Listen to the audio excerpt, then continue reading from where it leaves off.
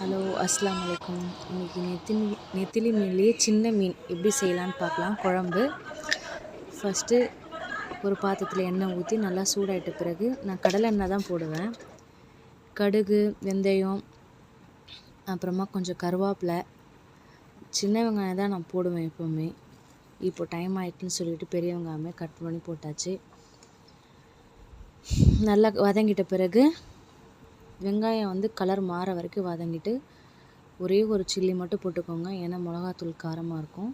2 பழம் தக்காளி, மிளகாத்தூள், மஞ்சத்தூள், உப்புத்தூள் போட்டு நல்லா வதக்கிடுங்க. தக்காளி நல்லா மேஷ் ஆகிற அளவுக்கு நல்லா வதக்கிட்டிங்கன்னா வதங்குறதுலாம் டேஸ்ட்டே இருக்கும் மீன் குழம்பு. சிலர் மாங்காய், முருங்கைக்காய், சில காய்கள் போடுவாங்க. நான் முருங்கைக்காய் மட்டும்தான் போட்டிருக்கேன். முருங்கைக்காய் போட்டு கொஞ்சம் நல்லா வதக்கி விட்டுட்டு தேவையான அளவு தண்ணிலாம் போட்டு கொதிக்க வச்சு எடுத்துட்ட பிறகு அப்புறமா தக்காளி, வெங்காயம், கொஞ்சோண்டு தேங்காய் போட்டு அரைச்சிட்டு வீட்டில் அரைக்கிற மீன் குழம்பு மசாலா தான் போட்டுட்டு நல்லா வதக்கி விட்டுருங்க. கடைசியில் கொஞ்சோண்டு ஒரு கப் புளி கரைச்சி வச்சதை நல்லா கலந்துட்டு கொஞ்சோண்டு தேவையான அளவு தண்ணி ஊற்றிட்டு உப்பு பார்த்துட்டு பக்கத்துலேயே மீன் ஃப்ரை பண்ணுறதுக்காக கல் வச்சுருக்கேன்.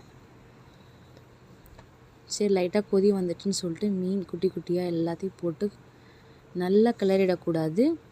லைட்டாக இப்படி அப்படி கிளறிட்டு மூடி வச்சுருங்க.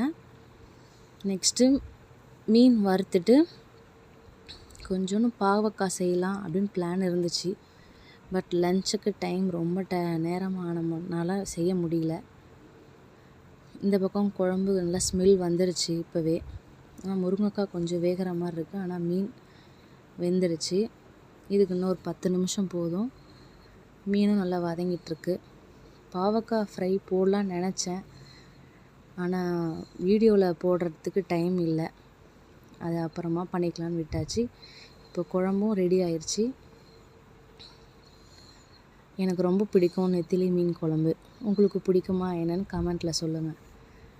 எப்படி இருக்குது? நல்லா இருக்கா?